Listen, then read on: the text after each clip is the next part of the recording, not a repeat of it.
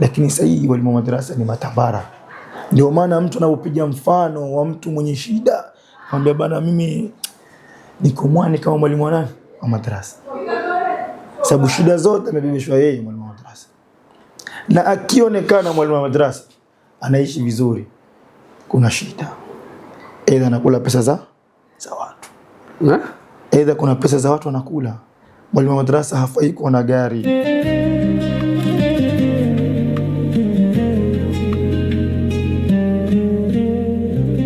Bismillahirrahmanirrahim. Assalamu alaikum warahmatullahi wabarakatuh. Hii ni Halal Charity TV.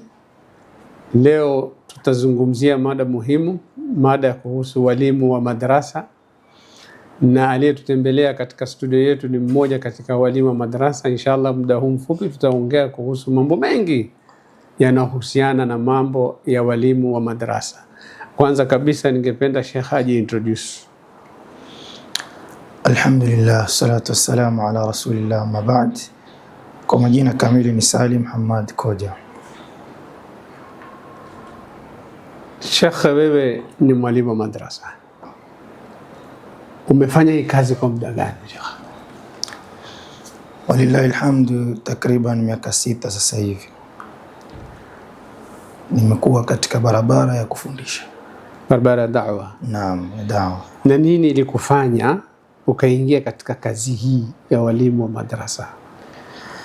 Kikubwa kilichonihamasisha ni jukumu kwamba Allah subhanahu wa ta'ala katika Qur'an asema, wa idh akhadha Allahu mithaqa alladhina utul kitab latubayyinunahu linnas wala taktumuna.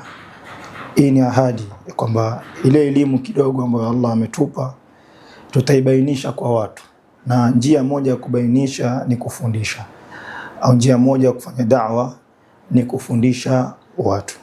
Hicho kimenipelekea, ni sababu moja wapo ilionipelekea kuona mimi nina umuhimu katika hii jamii kuieneza da'wa na risala ya Mtume alayhi salatu wassalam.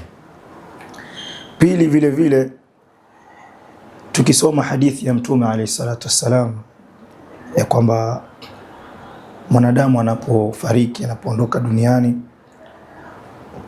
mambo yake hutokatika isipokuwa mambo matatu hubaki. Moja katika yale mambo matatu ni elimu yenye manufaa, elimu ambayo itawafaa watu.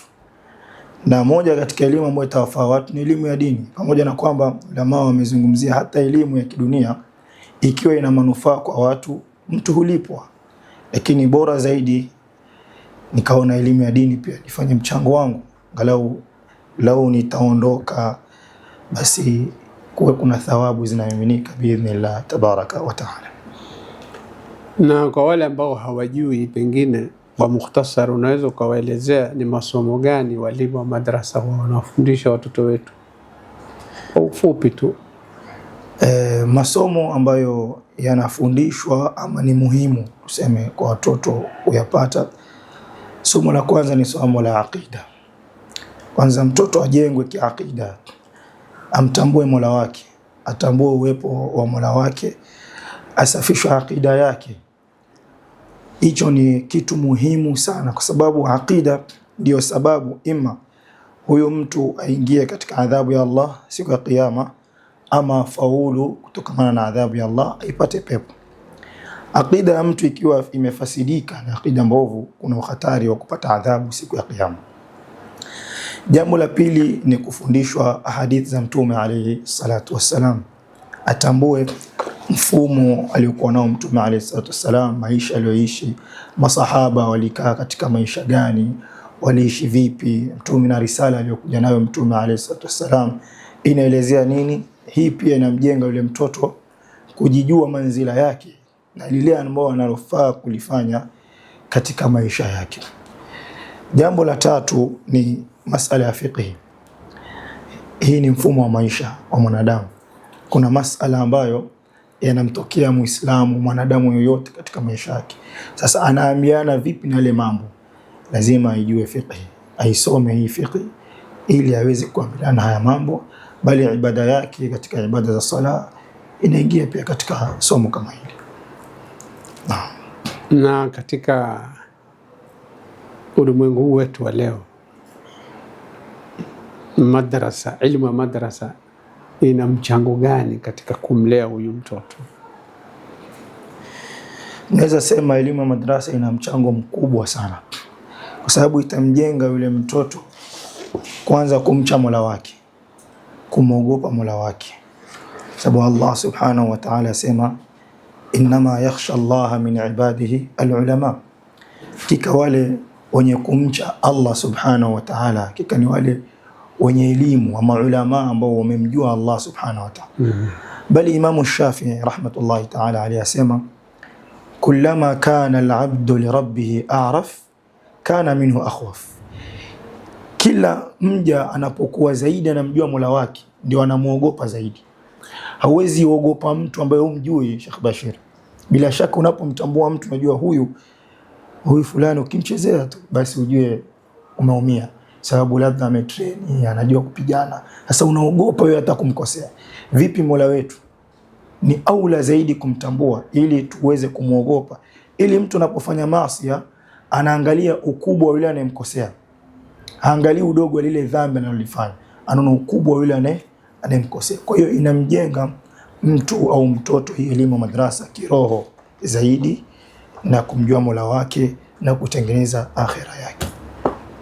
Naam. Na elimu ya madrasa Sheikh inasaidiana vipi na elimu ya secular katika kumlea huyu mtoto? Naam, elimu ya secular inamjenga mtoto kitaaluma, mazingira, maisha, sababu sasa hivi tunavyoishi mazingira yetu ni tofauti na mazingira ya zamani. Sasa hii elimu ya secular inamsaidia mtu kimasala yake ya kidunia, kimasala muamala na watu, kibiashara, kikazi, kwa sababu kuna hali na kufikia unabidi uamiliane na watu wasiokuwa Waislamu, unaamiliana na kibiashara na hali tofauti tofauti. Kwa hiyo itamjenga kitaaluma zaidi elimu ya kidunia au elimu ya secular. Elimu ya dini tumesema inamjenga kiroho zaidi. Kwa hiyo tofauti ni hii inamjenga kitaaluma, hii inamjenga kiroho. Na ule muda ambao walimu wa madrasa wako nao kumfundisha huyu mtoto elimu ya dini, unatosha ule muda kweli? Zingatia kuwa kuna mambo ya secular mtoto lazima afundishwe, asomeshwe. Hii tunaweza sema ni moja ya changamoto katika zile changamoto ambazo wanapitia walimu pamoja na wanafunzi, sababu mwalimu atafundisha kadri ya ule wakati ambao amempata ule mwanafunzi. Mathalan mwanafunzi amekuja amepata masaa mawili, mwalimu atajitahidi kwa haya masaa mawili afanye nini? Amfundishe. Lakini kwa yule mtoto pia inakuwa ni mtihani kwa sababu ule muda wa masaa mawili unaweza potea nusu saa nzima pale, labda kujiandaa, labda kuja mpaka afike kwa mwalimu, labda kuelezea aliyosoma aliyotokea nyuma mpaka asomeshwe mengine mapya, inakuwa ni mtihani. Kwa hiyo muda hautoshi, muda ni mchache wa kusoma dini. Kama vile mtu anapotoa roho yake au nafasi yake katika mambo ya dunia, tunatoa juhudi yetu kubwa sana katika mambo ya kidunia kuliko dini. Na leo tungeipa dini kipaumbele kama tunavyoipa dunia, ama tukaipa nafasi kubwa, basi changamoto ingepungua, kwa sababu ule muda unakuwa hautoshi. Muda ni mchache sana kumsomesha wewe mtoto. Kumsomesha mtoto. Je, integrated school ambazo siku hizi zipo ambazo zinafundisha watoto elimu ya dini na elimu ya dunia, je, ndio solution haya matatizo tulionao? Allahu aalam. Siwezi sema moja kwa moja ni suluhisho, lakini pia siwezi sema si suluhisho, kwa sababu ziko tofauti zi integrated. Kama kuna moja katika integrated moja niliona iko sehemu za Kisauni, sikumbuki jina. Wao wanapoingia madrasa, kitu cha kwanza kinachoanza, ama ile skuli, kitu cha kwanza kinachoanza wanasoma mambo ya madrasa. Asubuhi nasoma Qur'an, ahadith, mpaka inapofika mchana ndio wanabadilisha, wanasoma mambo ya. Lakini nyingi ambazo tunazijua huwa imewekwa tu ile nembo ya kwamba ni integrated, lakini ukweli kabisa yanayochukuliwa muhimu ni masomo ya wapi? Masomo ya secular ndio yanachukuliwa muhimu. Kwa hiyo bado haijatosha. Kwa huyu mtoto atajengeka kidini, kwa mtoto atajengwa kidini, kwa sababu Anayekuja pale kumfundisha atakuja mathalan, itawekwa somo moja pale kati ya yale masomo mengine, hadithi itafundishwa once in a week, umeona, ama afundishwa mara 2 kwa wiki, tena kwa nusu saa, kisha baada ya yote atakusanya yale masomo mengine. Sasa wewe mzazi ukija, utaoneshwa kweli hapo watu wanafanya nini, watu wanasoma dini, lakini bado haijakuwa ni sababu ya kutoa hii tatizo. Najua likisimamiwa vizuri, mfano iwe mwalimu wa skuli asubuhi timetable barnamij, yani tunaanza mfano Quran, somo la pili wanaingia mathematics, somo la tatu wanaingia hadith, yani ni integrated, bimaana ya neno integrated, yani zimeoanishwa. Yeye inaweza kusaidia hiyo, biidhnillah inaweza saidia, inaweza. Kikubwa unachotakiwa ni walimu kila mmoja anatumia fursa yake, kama vile wanavyotumia fursa walimu wa secular. Yule mwalimu wa madrasa akipata chance kama hii, anatumia chance ile kumjenga yule mtoto na kumjenga yule mwanafunzi kiakhira, pia inawezekana biidhnillah. Na mbali na kuwapatia watoto elimu ambao mnaletewa nyinyi kuwafundisha, values gani ambazo mnawafundisha ambayo itawasaidia katika maisha? Kuwalea yani kama mbali na elimu, kumfundisha hadithi, kumfundisha sera, ni kitu gani kingine mnamfundisha katika maisha yake ambayo anaweza kumsaidia? Kikubwa sisi watu tunaamini ya kwamba haimaanishi unaposoma dini basi uje uitumikie dini moja kwa moja, yani wewe uje uwe ustadhi ama uje uwe shekhi.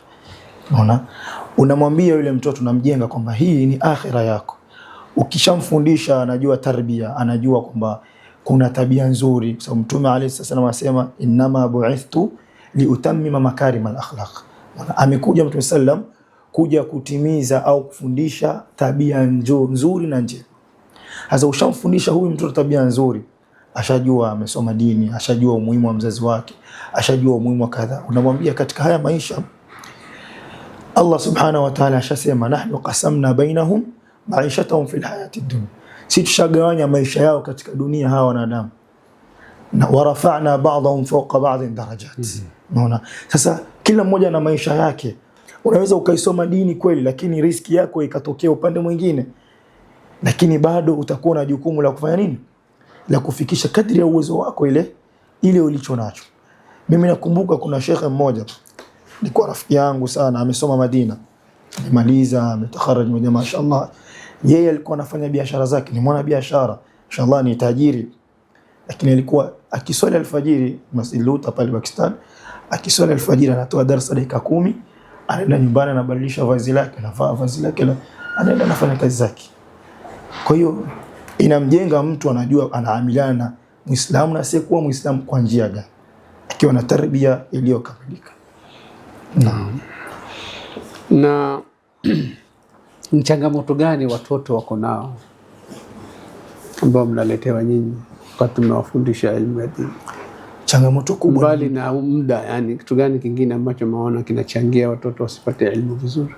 Wazazi, tunaweza sema wazazi inaweza kuwa pia ni mchango mkubwa wa yule mtoto kutokuchukulia umuhimu ama kuyashika yale masomo na kuyaona muhimu, kwa sababu nadhani ile alifichiki kwa watu. Mtoto anapokuja kutoka skuli, amesoma, ameenda, kitu cha kwanza ataulizwa, umepewa homework? Umesoma nini? Hebu nione kazi yako. Lakini ni wachache katika wazazi wanaofuatilia masala ya madrasa watoto wao. Sasa hii ni changamoto kubwa inayompelekea mwalimu wa madrasa anakuja na anasumbwana na huyu mtoto. Mtoto mwenyewe hajui anachokifanya madrasa, kwa sababu akifika nyumbani hafuatiliwi, labda akifika madrasa pia ustadhi yeye ataconcentrate na somo linaloendelea, hafuatilii huyu mtoto. Je, labda yale aliyosoma jana alienda nyumbani akapitia, anamfuatilia vipi? Sasa changamoto kubwa ni nyumbani. Nyumba zetu zimeweka kipaumbele mambo ya skuli kuliko madrasa, hawafuatiliwi hawa watoto. Tutarudi kwenye hiyo mada kuhusu wazazi. Na nyinyi kama walimu, ni mbinu gani mnatumia kuwafanya hawa watoto wapende elimu ya dini kwa ujumla na Qur'ani hasa? ni mtoto ana hamu, ana raha akisikia anaenda kusoma madrasa. Walimu wanatumia mbinu gani kwa kuhakikisha wamefanya hivyo? Mbinu kubwa ambayo inatumika, mwanzo unamjenga yule mtoto ajue umuhimu wa Qur'an. Anajua hii Qur'an ni nini, kitu cha kwanza. Pili, unamuelezea ubora na fadhila ya ile Qur'an. Kama Mtume alayhi salatu wasallam asema, iqra'ul Qur'an fa innahu ya'ti yawm al-qiyamati shafi'an li ashabi. Isome Qur'ani sababu siku ya kiyama itakuja kuwa mtetezi kwa yule atakayesoma Qur'an. Kwa hiyo mtoto ukimwelezea hizi fadhila za Qur'ani na ubora wa Qur'ani, Qur'ani ni nini, Qur'ani unapoisoma unapata nini, unaona, anajengeka yule mtoto, anajua mimi ninapoisoma Qur'ani kwa kila herufi na thawabu 10. Kitu cha kwanza, anajua mimi ninaposoma kitabu kingine chochote mbali na Qur'ani sipati thawabu hizi. Anajua mimi sasa natafuta thawabu. Mathalan, sasa mimi nina madhambi mingi, na madhambi. Sasa huwezi kutoa sadaka, huwezi kufanya nini, wewe unaswali tu, labda akaona wacha nichukue Qur'an nisome niongeze katika nini thawabu zangu. Lakini ikiwa hajui fadhila ya Qur'an haisome. Sasa hizi ni njia mojawapo unamuelezea, bali unamwambia kutafuta elimu ni moja ya njia rahisi ya kuipata pepo. Mtume alayhi wasallam asema, man salaka tariqan yaltamisu fihi ilman sahala Allahu lahu bihi tariqan ila aljanna. Anapata njia nyepesi ya kufanya nini, ya kuingia peponi.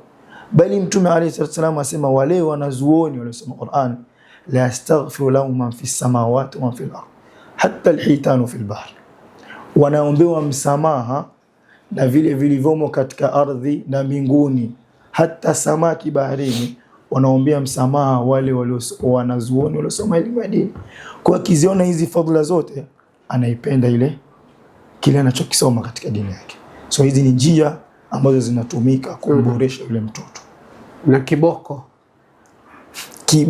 maana watoto wengi wanajua madrasa kuna kikoto, ama kwetu tunaita kibati. Mtoto ana hofu, ana wasiwasi, nikienda pale nitachapwa, nini.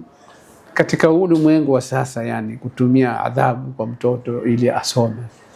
Mbali na ulimwengu wa sasa, hata inapotakiwa yani kumlea yule mtoto. Unajua kuna wanafunzi wako tofauti. Kuna mtoto ambaye anapomsikia mwalimu tu pale amefundisha nini ashashika. Kuna mwingine mpaka utenge muda na yeye. Kuna mwingine mpaka asumbuke. Sasa lazima ujue unaamiliana na mtoto aina gani kwanza. Kisha unatumia njia ya nasaha kabla ya kumwadhibu yule mtoto. Unamfanya yule mtoto anakuwa wa karibu, unafanya ni rafiki yako. Unajaribu kumpa nasaha, unajaribu kumpa moyo. Asijione yeye yuko chini kuliko wenzake. Sasa mtoto huchapwa si kwa sababu mathalan namfundisha Qur'ani mtoto, kisha akawa unamwambia hifadhi hizi aya 2, akija hawezi kuhifadhi. Hachapi kwa sababu ameshindwa kuhifadhi. Mtoto huchapwa kwa sababu hasomi. Kuna tofauti ya kusoma na kuhifadhi. Kuhifadhi na maana anakram zile ayati, azisome kutokana na min dhahri qalbi, asome ndani ya kifua chake. Sasa kuna mwingine hifadhi yake ni ngumu kushika kitu mpaka apigwe. Mpaka apigwe. Unampa njia za kuhifadhi. Fanya hivi, ndio utafanya nini? Kwa sababu mwenye kichwa kigumu kabisa, kuna njia rahisi ya kuhifadhi. Namwambia mathalan ni aya 2. Soma kila aya mara 20 kwa kuangalia. Kisha ukishamaliza, soma kila aya mara 20 umefunga masafu. Akitumia njia hii atahifadhi, atashika. Sasa vipi yule ambaye anashika kichwa chake kwa rahisi akitumia njia? Ni aula zaidi atasoma, lakini mtoto huchapwa akionekana anafanya mchezo. Kwa sababu kuhifadhi huwezi mlazimisha mtu. Kichwa ni kigumu, wewe utampiga mwisho atakimbia. Na walimu wa madrasa ukifananisha na walimu wa skuli. Walimu wa skuli wako trained, wamefundishwa namna ya kufundisha. No. Lakini walimu wetu wa madrasa hakuna taalima yoyote wanapewa upande wa kufundisha. Kwa mfano, mtu anamaliza thanawi, nazungumzia taalim zaidi. Mtu anamaliza thanawi, akisha kumaliza anaona kuna madrasa mtaani pale, anakwenda anaambia njoo ufundishe. Sasa amepewa klasi 1 2, yeye ndo anajipangia vile anavyotaka kufundisha. Na ukiangalia mfumo ambao wanatumia walimu wa skuli ni mfumo ambao uko structured, una mpangilio. Je, mwalimu wa madrasa kwa nini hakuna system kama itawasaidia wao kufanya hii kazi ya kufundisha iwe rahisi na iwe tamu kwa ule mtoto? Mimi naona hapo kwa nini, Allahu aalam. Lakini kikubwa ambacho huyu mwalimu wa madrasa lau itawekwa sekta hii ya kufundishwa walimu jinsi ya kufundisha, kikubwa atakachofundishwa atafundishwa jinsi ya kuamiliana na mwanafunzi. Lakini kielimu tayari ashajengeka yule mwalimu, sababu ashasoma mpaka amefika thana, amesoma, amefika jamia, ameona zile asalibu ambazo zinafundishwa ama njia za kufundisha. So ukimpa kitabu, sababu sio kila mwalimu anafundisha kila somo. Anaweza kuja akwambia mimi fani yangu ni tauhid, naweza fundisha tauhid. Sasa ukimpa kitabu anajua jinsi gani atamfundisha yule mtoto kumjua Mola wake, ataanza nukta moja baada ya nyingine. Sasa tukisema kutafutwe watu ambao watakuja kumfundisha jinsi gani ya kufundisha, yote itazunguka, lakini itakuja masala ya kuambiana na wale watoto. Utamfundisha vipi? Akikosea mpe peremende, akifanya hivi fanya hivi. Lakini jinsi ya kufundisha, hata ukamwambia ukifika mahali mathala mlango wa aina Allah, fanya hivi fanya hivi, labda awe ni mtu ambaye elimu yake amesoma, labda manake kuna watu ambao elimu zao Allahu musta'an amesoma, lakini anapindisha ile tauhidi na vile ilivyo. Unaona, huyu lazima ataekewa guide, bana hapa tauhidi ni hivi, haiwezi. Lakini uwezi ukamcontrol yule mwalimu ukamwambia bana ifundishe tauhidi wakati haki ya tauhidi unajua ni hivi. Yani Sheikh Salim hujanipata. Si kumuonyesha afundishe nini, ni kumuonyesha yule mwalimu namna ya kufundisha, kumfundisha mwalimu namna. Kwa mfano leo mwalimu wa madrasa akija kwa klasi, ameingia yeye anafundisha, tuchukulie somo la hadith.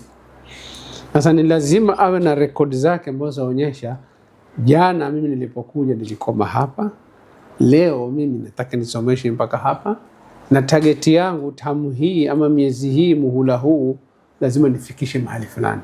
Yani kuna mpangilio. Kisha ni mbinu gani nitatumia mimi, elimu niko nayo, kitabu niko nacho, nitawafundisha vipi wale watoto hii elimu waipate.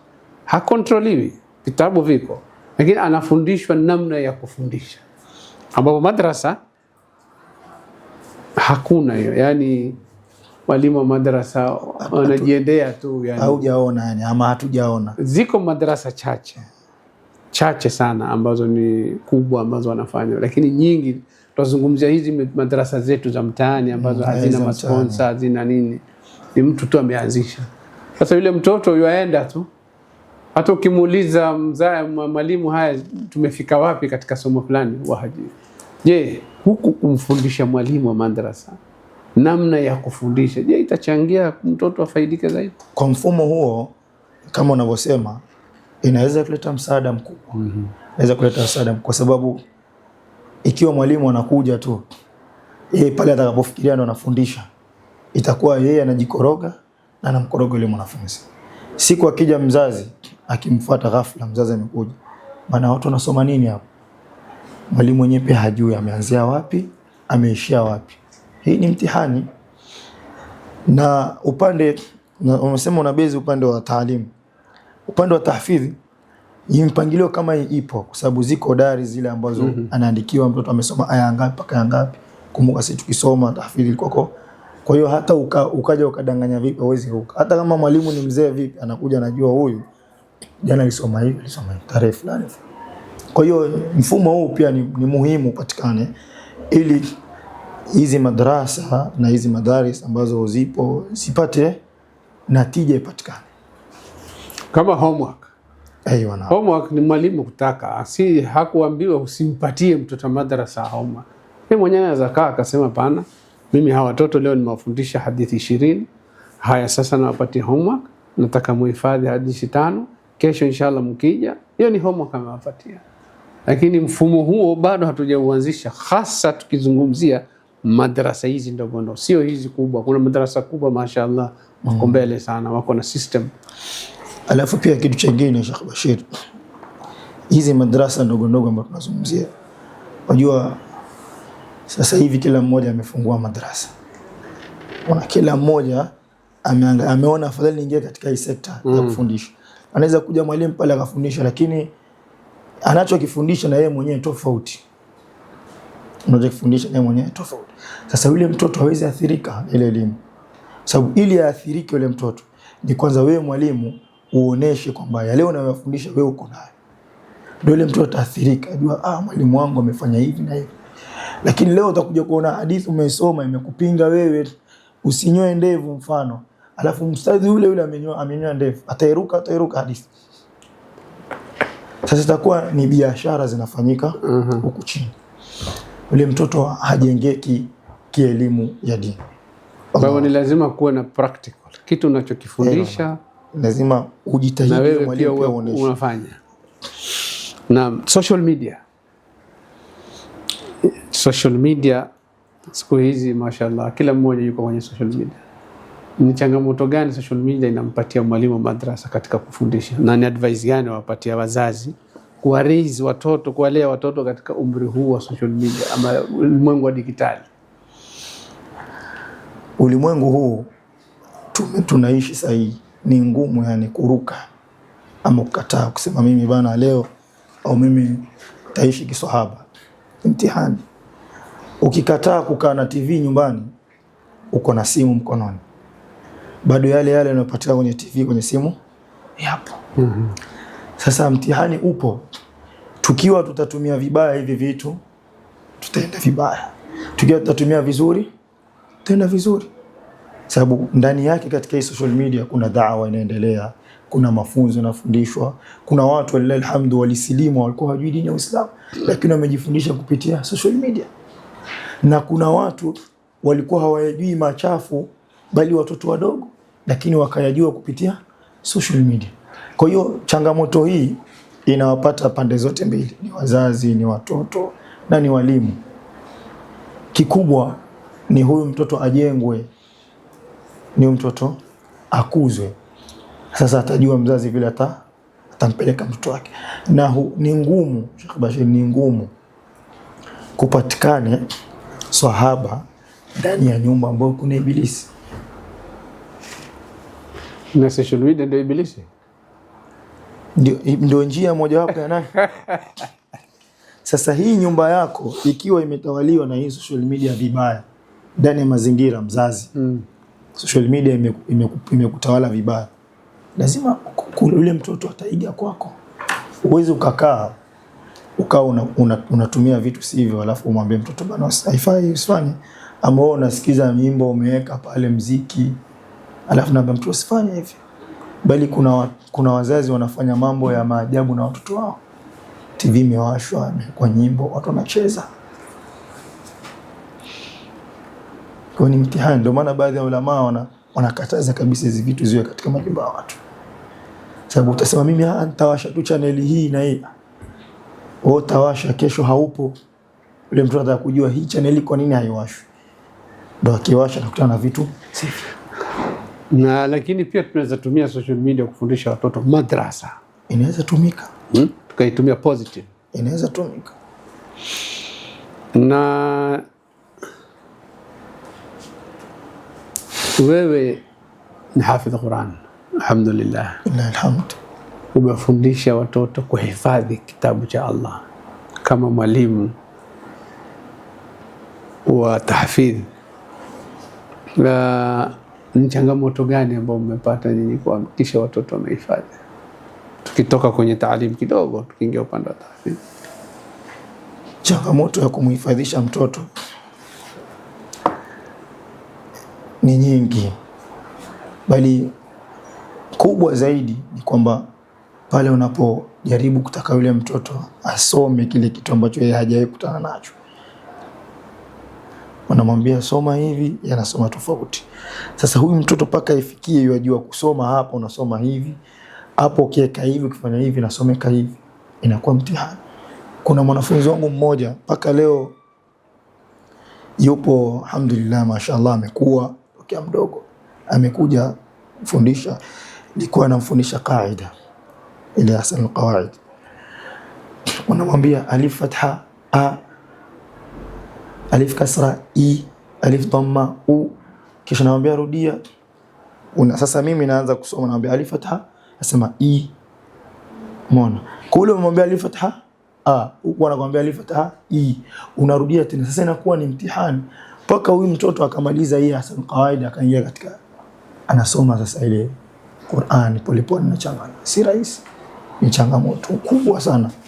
Zingine zile mtoto mara asomi, mara mchezo, mara amekuja iko hivi, mara amekuja tofauti na vile anavyoenda skuli. Ndio mtoto amekuja ametoka kulala, amekuja direct madrasa.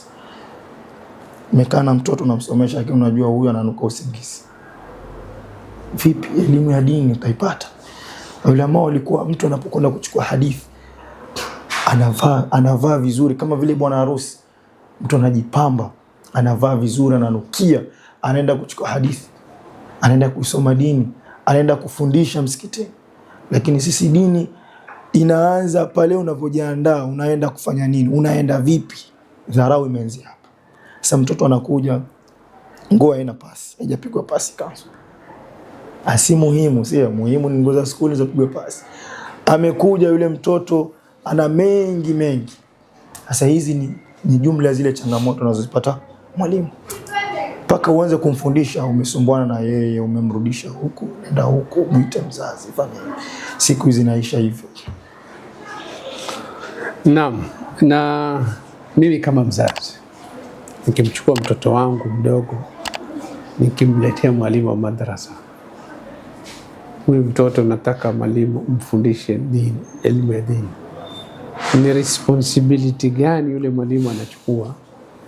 Ama ni tuseme vipi, yani ili mimi naweza nikapima nikajua huyu mtoto wangu yasomeshwa vizuri, nitarajie nini mimi kutokana kwa yule mwalimu kuhusu elimu ya mtoto wangu kama mzazi? Yani nimekuletea mtoto ni huyu, sasa mzazi anapata, anacheza, na wewe kama mwalimu pati gani ambao unacheza ndio umwambie mzazi, mimi bana nishafanya hivi na hivi na hivi kwa mtoto wako, na yanaonekana. Je, walimu hao wako nayo katika program zao? Ama wanakuja tu na watoto 100, watoto 200, hakuna tofauti? Ili litapatikana pale mwalimu atakapoletewa mtoto, kwanza yeye mwenyewe ajue ile ni amana. Ile ni amana umeletewa. Unatakiwa uitumie amana ile bila ya kufanya khiana. Sababu unapofanya khiana, yule mtoto hatopata alichokifuata. Bali utakuwa unadhima mbele ya Allah. Sababu ni amana. Sasa ni communication iwepo baina ya mzazi na mwalimu. Kisha mwingine mwachie Allah. Sababu mimi nitafanya kadri ya uwezo wangu na percentage zangu kwa yule mtoto. Kisha mtoto na percentage zake. Kwa hiyo na mzazi pia ana mchango wake pa. Kwa hiyo mengine ni kumwachia Allah. Kuna wengi walitafuta njia hii ya elimu ya kutafuta dini, lakini Allah kuwafikia. Haimaanishi kwamba ilikuwa ni makosa ya nani? Ya mwalimu, au makosa ya mzazi, au makosa yule mtoto. Sababu Mtume alayhi salatu wasallam asema, man yuridillahu bihi khairan yufaqihu fi din. Yule ambaye Allah anamtakia khairi umfanyia wepesi na kufungulia katika nini? Elimu. Katika dini. Na kinyume chake vile vile. Kwa hiyo ni chaguo kwa Allah, anawachagua waja wake. Na madrasa, tunaweza tukatumia madrasa kuwafundisha watoto wawe responsible citizen, na wawe yani katika mujtama wawe ni watoto ambao wana faida, yani ama ni kuwafundisha tu dini basi, hakuna muamala mwingine ambao tunamfundisha mtoto. Inaweza ikatumika madrasa ikawa ni mfumo wa kumfundisha huyu mtoto tarbia. Na ndio maana tumesema mwanzo kwamba huyu mtoto anapoletwa, mwalimu ni jukumu lake. Sio tu amekuja fungua, umefika wapi, soma. Lazima amfundishe. Mwalimu wako unatakiwa mweke daraja gani? Mzazi wako anakaa wapi? Yule stranger unayekutana naye unafaa kuamiliana naye vipi? Unafaa kuishi vipi na watu katika miamala? Kwa hiyo dini ni mfumo wa maisha ya mtu. Je, watoto wanafundishwa hivi? Allahu a'lam, lakini hii ni responsibility ya walimu kuifanya. Aidha anafanyika ama hayafanyiki, lakini tuna imani kubwa kwamba anafanyika. Ndivyo inavyotakikana. Na ndivyo inavyotakikana. kwa sababu walileleka vijana wa kisahaba kwa Mtume alayhi salam, walifundishwa, walielezwa, walijua. Kuna masahaba walikuwa ni wafanya biashara, walikuwa wanajua mafunzo wamepata kwa Mtume alayhi salam. Kwa hiyo dini ni mfumo wa maisha. Naam, tuje kwenye swala nyeti sasa ambalo bismillah huwa linaleta changamoto nyingi kwa madarasa. Nazungumzia madarasa ambazo hazina masponsa.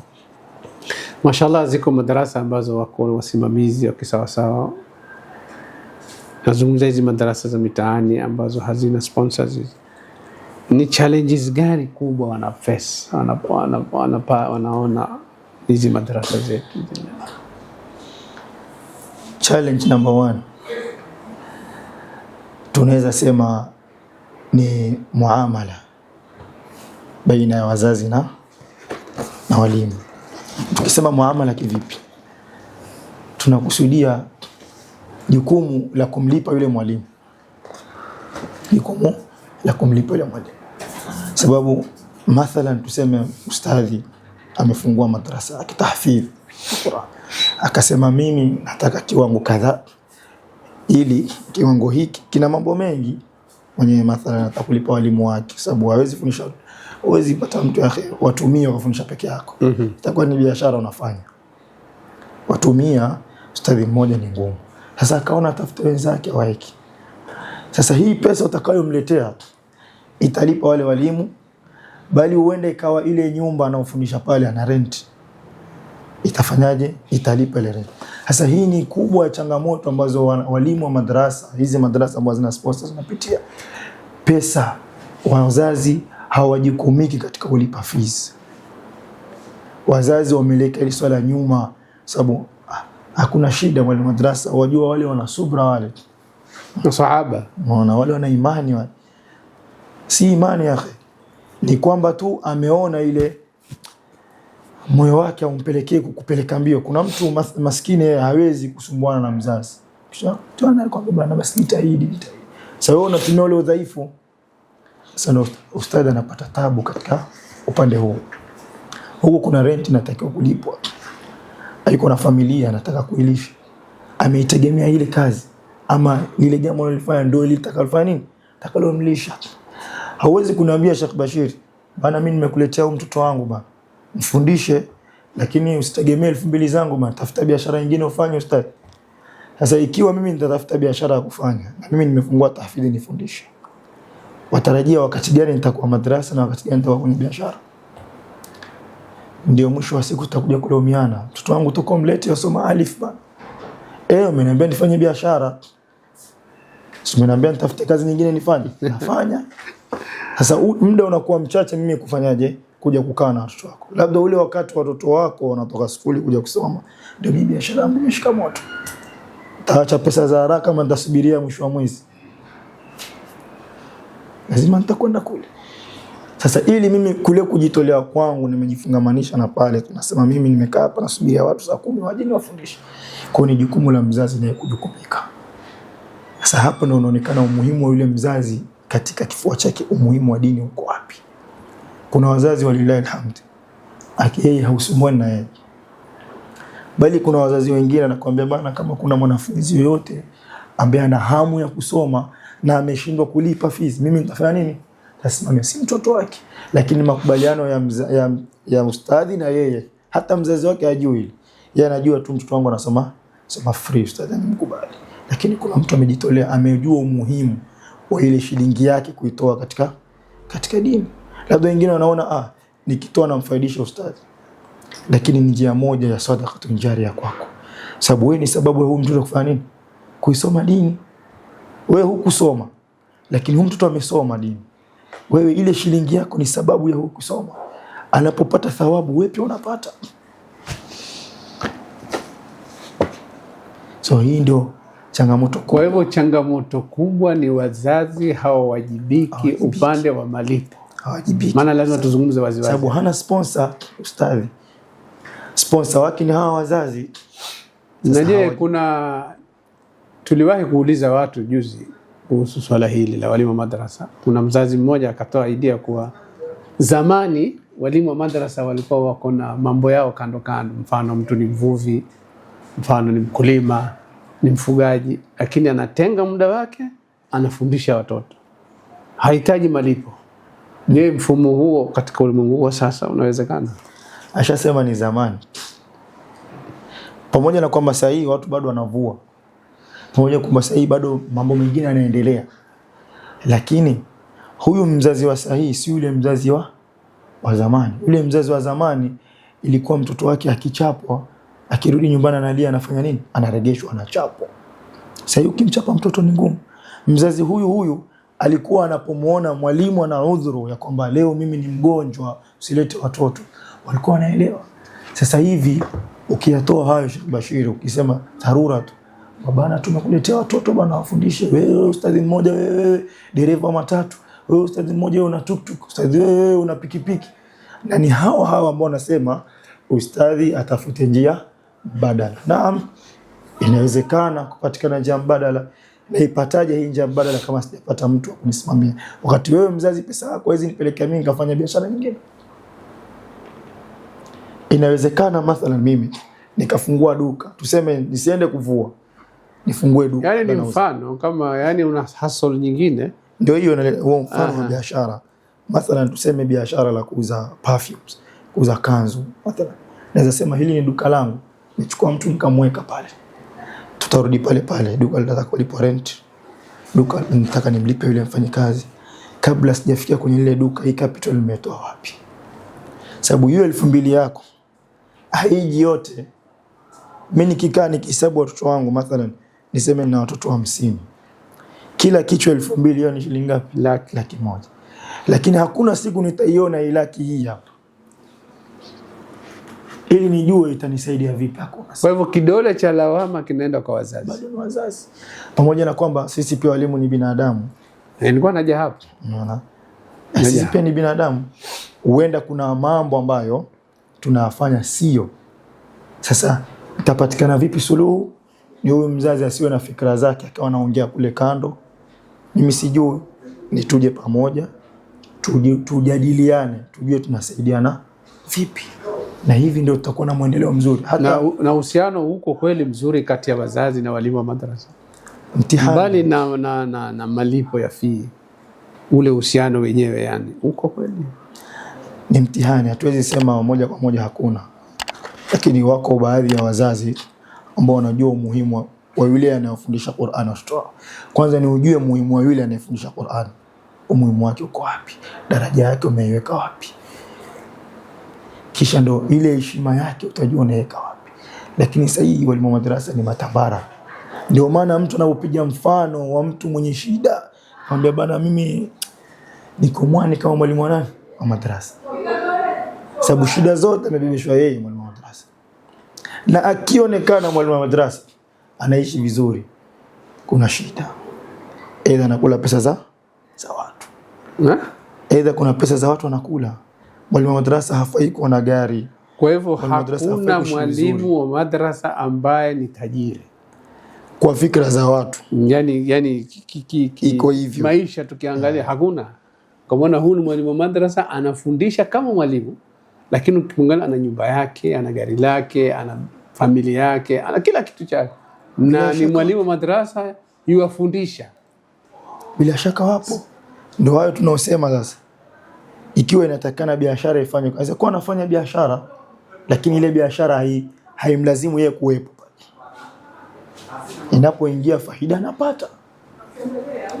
Kuna mzazi mathalan anaweza akaja akasema bana mimi ustadhi, mimi ni mwanabiashara, kuna biashara fulani tunafanya, nataka nikuingize hapo kwenye biashara. Ikitokea chochote na wewe ufanye nini? Upate ustadhi. Ustadhi anakuja anaangukia pesa za ghafla. Biashara imefanyika, amepewa commission 500,000, bilioni 1. Ni biashara imefanyika, si biashara? Ni biashara. Ameendelea ustadhi, ajiendelea, ameendelea. Lakini sisi watu tunawaika wale maustadhi wawe maisha yao akipata. Kwa nini shekhe tuweka maisha yao fikra ni ile ama wasiwasi wakifungukiwa kimaisha watawacha hii kazi? Ndio hiyo za fikra, akipata atafanya kazi.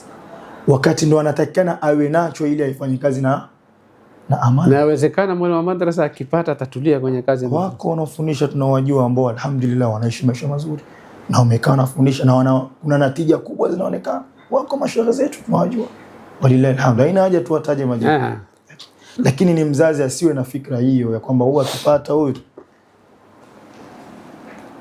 Naam. Na sasa mwalimu wa madrasa amepata wazazi mashaallah wameamua huyu mwalimu wetu ni lazima tumwangalie kwa hali na mali.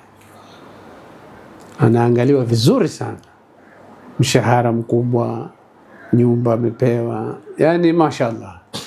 Je, jukumu la yule mwalimu la kufundisha hawa watoto huwa sasa linaongezeka zaidi baada yeye kuangaliwa vizuri, ama kama haangaliwi ile jukumu huwa linapungua? Huwezi kuniuliza kitu bwana, nyinyi hata hamnipi chochote bwana. Mtoto akisoma asisome, jukumu akipewa, tuseme asipopata watu kama waliosema, mfano akipata asipopata, bado jukumu ako nalo. Tumesema mwanzo ni amana, anatakiwa jitolee kadiri ya uwezo wake, akifikishe kile alichonacho kwa njia sahihi. Hasa akipata masponsors na watu ambao wameamua kusimama na yeye, ni aula zaidi, kwa sababu hatakuwa na ile unyonge katika moyo wake. hata yagiwa vikwazo. Sasa ikiwa kutakuja watu wa sampuli hii, ni bora wakae kando, kwa sababu uwezi ukaja ukaniambia shika hii 50,000, lakini mimi naomba bana watoto wangu bana usiwafundishe bana masala ya sunna bana, ama usiwaambie hivi na hivi bana, wewe wafundishe tu Qur'ani bana. Itakuwa ni mtihani, kwa sababu nitafanya khiana katika ile nilichonacho.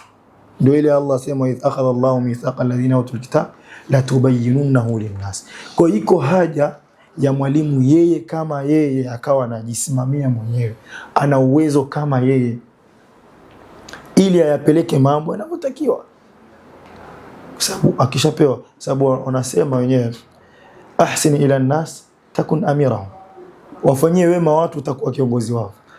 Akishajua Bashiri bana mimi yonipa laki kila mwezi, hata kumchapa ile mtoto wake siwezi mchapa, sababu naogopa Bashiri ataondoka alafu nitaikosa. Sasa kwa umemjenga mwalimu anafundisha ile elimu, lakini hakuna ikhlas, na kujukumika kuna kutakiwa atakuwa hakuna. Kwa hiyo wewe usaidie ukiwa unahitaji nini, malipo kwa Allah. Na je, hizi madrasa ambazo ziko na masponsa mashaallah, je walimu wako na raha na hiyo kazi yao? Swali gumu, lakini wajua kila mahali kuna changamoto, na tukisema main changamoto ambayo inaumiza walimu na wafanya hawana amani huwa ni masala ya pesa. Lakini kwingine huenda akawa na changamoto nazipata sana wanafunzi. Mathalan kweli mtoto analipa kama tuseme fees analipa 50,000, lakini mtoto akija anaomba ustadhi ngala wewe somesha, mimi sina haja na mimi nimekuja tu, babangu amenileta tu. Na ishatokea baadhi ya madaris Nairobi, na mmoja katika jamaa zangu anafundisha, mtoto amemwadhibu, baba amekuja akamwambia mtoto wangu mimi sikumleta asome ba, nimemleta azoeane na watu kwa sababu ametoka nje. Kwa usinigusie mtoto wangu, na uwezo kulipa maisha yako yote bila kufundisha. Unaona? Sasa huenda kawa changamoto hizo nazipata, wanasononeko ya mambo kama haya huenda ziko, lazima changamoto zipo, lakini yale mengine huenda kawa kuna takhfifu kwa wao. Sababu kikubwa unapoenda mbio wewe, ninapoenda mbio mimi, nataka kuishi vizuri na familia yangu. Hakuna mtu anayetaka kuishi vibaya katika maisha, na hajakatazwa mtu kuishi maisha mazuri. Kwa hivyo bado kidole cha lawama tunakielekeza kwa wazazi. Tunakielekeza kwa wazazi. Bali watasema tunaweza tukawaelekezea wao vidole vinne viko, lakini bado wao ndio chanzo kikubwa. Na lawama, hakuna lawama kwa walimu pia? Kama tulivyosema, mwalimu ni binadamu. Kuna mengi yanatokea kwa walimu ambao wazazi wako nao katika nyoyo zao, ambao mengine hata tuwezi yasema. Elewa, yapo yanatokea. Hilo ni binadamu. Elewa. Hilo liko pia. Upande wote upo. Lakini kwa masala ya dini, ili huyu mtoto ajengeke katika dini, lazima ianzie pale nyumbani alipotoka. Naam. Na advice gani unawapatia vijana ambao mashallah wanataka kusoma elimu ya dini? Unawaambia nini? kikubwa ambacho nitawahusia wao pamoja na kuhusia nafsi yangu, kwanza ni kumcha Allah subhanahu wa ta'ala, kwanza kumwogopa Allah tabaraka wa ta'ala. Pili, mtu mpaka anasoma dini anajua kwa nini anasoma dini. Kusoma dini tulisema mwanzo haimaanishi kwamba usome uje uwe mwalimu wa madrasa, uje ufundishe, uje uwe shekhi, lakini elimu hii itamsaidia huyu kijana kufanya ibada zake, kuamiliana na watu. Lengo makubwa tumeletwa hapa duniani ni kumwabudu nani? Kumwabudu Allah subhanahu wa ta'ala. Haya mengine tumeyakuta, haya mengine lazima tuyatafute kwa kadri ya kuishi, lakini hauna ulazima zaidi ya kwamba lazima sote tuwe matajiri, lazima tutafute sote tuwe na pesa. La, na Allah shalibainisha hili, lau basata Allahu rizqa liibadi la baghaw fil ard, lau wangekuwa wanadamu wote basi wako katika hali nzuri, watu wangefanya ufisadi katika ardhi. Lakini mtu anayesoma elimu ni wajibu, elimu ya dini ni lazima ili afanye ibada zake, sababu anasema sahibu Zubad, wa man yakun bighairi ilmin ya'malu a'maluhu mardudatun la tuqbal, yule atakayekuwa anafanya amali bila elimu basi ajue amali yake haitokubaliwa, itarudishwa. Sasa vipi mtu anapotaka kupeleka gari, anapotaka kuwa pilot, lazima atenge muda wake asome? Vipi dini yake? Tunataka tukua Muislamu poa, ndio watu wanafanya mambo ya maajabu katika dini hii, kwa sababu elimu imekosekana, elimu sahihi. Tena unaangalia pia elimu unaitoa wapi na unaichukua kwa nani. Sheikh, wewe ni mwalimu wa tahfidh. Mashaallah, wewe mwenyewe umehifadhi kitabu kama vile tulivyozungumza hapo awali, na ulikuwa una tahfidhi yako, madrasa yako ya tahfidhi, na uliifunga kwa sababu ya changamoto moja ama mbili vile tulivyozungumza katika video iliyopita. Una mpangilio gani kuhusu kuirevive hiyo tahfidhi? Naam, mimi bado niko na hamu sana, sababu hili jambo liko katika moyo wangu. Ina hamu siku moja tahfidhi yangu irudi, lakini kwa sasa siwezi rudi kama vile nilivyoanza mwanzo. Sababu mwanzo nilianza mimi kama mimi, nikaingia mfukoni, walillahi alhamd, na baadhi ya ndugu zangu ambao walisimama na mimi kwa muda, kisha walipofika wakati wao wakasema sisi tushanyosha mikono, alhamdulillah. Lakini changamoto kubwa ambayo ikitatuka changamoto hii itanifanya mimi sababu kurudi, kwanza ni sehemu ya kufundisha. Nikipata mahali ambapo sitolipa rent, kwa sababu hiyo ndio moja changamoto iliyoniumiza mimi, biidhnillah nitarudi na nipate watu ambao watakuwa tayari kusimama na mimi upande wa malipo, mathalan kama ni walimu wangu, ama watachangia kiasi ambacho wanaweza kuchangia, ama kutokea mtu aseme mimi niko tayari nitajenga, tafutiwe mahali kujenge, fabiha wa ni'ma. Lakini ile jambo ambalo limeniuma sana sana, sikufunga kwa kutaka kwangu, lakini kushindwa, yani na sikuwa na budi kufunga. Na tukiangalia pia mazingira yetu ya Mtwapa ni sema ambayo hakuna tahfidhi ambayo imesimama kweli tuseme ni tahfidhi. Kwa hiyo bado kuna uhitaji mkubwa maeneo haya tukawa na tahfidhi. Na watoto wako tayari? Watoto wapo mpaka kesho wanafunzi wangu wanatafuta, wengine tunasoma nao msikitini na kuna wengine nasomesha online, walillahi alhamd. Kwa hiyo bado hamu ipo, ni wapatikane watu ambao wako tayari kufanya biashara na Allah subhanahu wa ta'ala, basi watapata malipo kwa Mola wetu inshallah. Kwa hivyo yote yule ambaye anatuangalia inshallah, kama anaweza kusaidiana na Sheikh Salim kuirevive tena tahfidhi yake hapa Mtwapa, sisi tunaomba ajitokeze, tutapeana namba zake za simu. Kwa hivyo mtu yote ambaye ataweza asaidiane naye, jambo hili muhimu la kuhifadhisha watoto wetu liendelee katika mji wetu huu wa Mtwapa. Naam, na kugusia kidogo Sheikh, wewe pia ni imamu, ni mwalimu wa madrasa, pia ni imamu. Hilo swala tutakuja tulizungumzie, mada hiyo tutaizungumzia siku yake nyingine, kuhusu maimamu hasa wa misikiti ambayo haina masponsa. Kwa ujumla unasema nini kuhusu maimamu ambao changamoto gani wanapata katika kazi yao kwa mukhtasar tu? Allahu musta'an. Kwa mukhtasar kwamba changamoto wanazopitia maimamu ziko nyingi, naweza sema, wala tusitaje nyingi ama zote, lakini imamu mara nyingi ni mtu ambaye amejengwa na fikra moja tu ya kwamba anatakiwa awe sampuli hii, zaidi hapa asivuke, zaidi hapa asivuke, yule imamu awe hivi. Anajengwa ama watu wamejengeka kwamba imamu anatakiwa awe hivi, tumpeleke vile tunavyotaka sisi ndo tunamlipa. Sasa sisi ndo tunafaa tumfanye afuate kile. Ni wachache katika wengi ambao walilahi alhamd wako vizuri, changamoto hii hawaipati, lakini ziko nyingi. Kama vile walivyosema tutakuja zungumza, idhani kama wakati mwafaka kulizungumza hili, lakini inshallah tukipata nafasi tutakuja zungumza kina zaidi inshallah. Na juzi rais wetu Ruto alisema serikali inafikiria mpango wa kuwalipa walimu wa madrasa. Fikra hiyo yanaje Sheikh?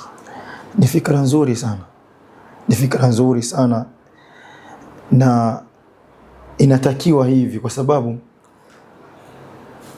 ni kiongozi wetu. Rais Ruto ni kiongozi wetu, kama vile anavyotambua upande wa pili walimu wa skuli. Kuna skuli ambazo zinalipwa na serikali, wanatambulika katika serikali. Vile vile pia wakiwekwa katika system walimu wa madrasa wanalipwa na serikali, ni bora zaidi. Hivi vilio vya walimu huenda ikawa ni sababu mojawapo ya kufanya nini, ya kupungua, bali maimamu ndio zaidi. Tuanze na madrasa kwanza, umegusia kidogo, tutagusia. Maimamu ni bora pia zaidi. Tunaweza sema labda walimu wa madrasa ni wengi, ona hatuwezi kuwasimamia wote, basi kwa uchache pia maimamu. Misikiti si mingi, naangaliwa kila mahali, kila akaunti iko na imamu wangapi, waona kuna fungu lao wanalipata katika serikali. Kama fikra nzuri, fikra nzuri sana, bali tunaiunga mkono inshallah. Mwambia rais wetu ifanywe kazi fikra. Naam, kumalizia Sheikh Salim, wazazi ambao wanatuangalia, unawaelezea nini, unawapa advice gani kuhusu mwalimu huyu wa madrasa? Advice gani? Advice ambayo nitawapa, cha kwanza ni tumche Allah subhanahu wa ta'ala. Kitu cha pili, mbebe huyo mwalimu wa madrasa, mweke daraja ambayo, angalia Mtume alayhi salatu wassalam ameifanya hii kazi ya da'wa, amefanya maisha yake, amefanya da'wa. Huyu mwalimu bila shaka amefuata barabara ya Mtume alayhi salatu wassalam. Kwa hiyo unapomtweza huyu mwalimu, bimaana unaitweza risala ya Mtume alayhi salatu wassalam. Kwa hiyo ikiwa hauna cha kumpa mwalimu, basi usiwe na maneno machafu ya kumtolea mwalimu. Ukiwa hauna cha kumlipa mwalimu, si lazima kumlipa umpe pesa, hata maneno mazuri, maneno matamu, dua, Allah inamfurahisha zaidi yule mwalimu wa madrasa. Tunaambiwa Mtume alayhi salatu wasallam asema, masana ilaykum ma'rufan fakafi'u, yule atakayewafanyia wema mlipeni, fa in lam tajidu ma tukafi'unahu fad'u lahu, ikiwa hamna cha kumlipa basi muombeeni Mungu mpaka aone kwamba amelipwa. Kwa hii nasaha fupi na wapa wazazi, ni heshima ipatikane kwa walimu wa madrasa kadri ya uwezo wenu, na muombe dua, na msiwe ni wenye kutoa maneno machafu, kwa sababu kazi wanaifanya sio kazi ndogo, ni kazi ya Mtume alayhi salatu wasalam. Mtume alipigwa mawe, Mtume alitukanwa, Mtume alifukuzwa na jamaa zake kwa sababu ya hii da'wa, bali paka wakamwambia, Allah anaeleza katika Qur'an, wa idh qalu Allahumma in kana hadha huwa al-haqq min indik, wanamwambia ikiwa hii, wanaambia Allah, ikiwa hii ni haki kutoka kwako, hii anayosema Muhammad, je, wanaomba wapewe hidayah waikubali? Wanaambia la, faamtir alaina hijaratan minas sama, tuteremshie mawe kutoka mbinguni, au itina biadhabin alim, au tuletee adhabu yenye kuumiza. Hawa ni watu walimuona Mtume, waliinganiwa. Angalia ni hali gani aliyopitia Mtume alayhi salatu wasallam mpaka akafukuzwa katika mji wake kwa sababu ya da'wa. Kwa hiyo sio kazi rahisi, sio kazi rahisi. Kwa hiyo ni dua zenu kwa wingi, na palipo na shida, palipo na tatizo, basi ni bora umfuate yule mwalimu, umongeleshe na umpe nasaha. Ad-dinu an-nasiha. Mtume alayhi salaam akusema ad-dinu salah, ad-dinu siyam, alisema ad-dinu an-nasiha, sababu hii nasaha inajenga mengi yaliyoharibika. Wallahu ta'ala a'la wa a'lam. Mtazamaji, tumefika mwisho wa kipindi chetu leo. Mada ambayo tumeizungumzia kama mlivyoisikia ni mada muhimu sana, umuhimu wa mwalimu wa madrasa. Kama tunavyojua, sisi sote tunapeleka watoto wetu madrasa ili wapate elimu ya dini. Mtoto anaweza kuwa engineer, anaweza kuwa daktari, anaweza kuwa pilot, lakini kama hana ilmu ya dini, basi mtoto huyu bado hajakamilika.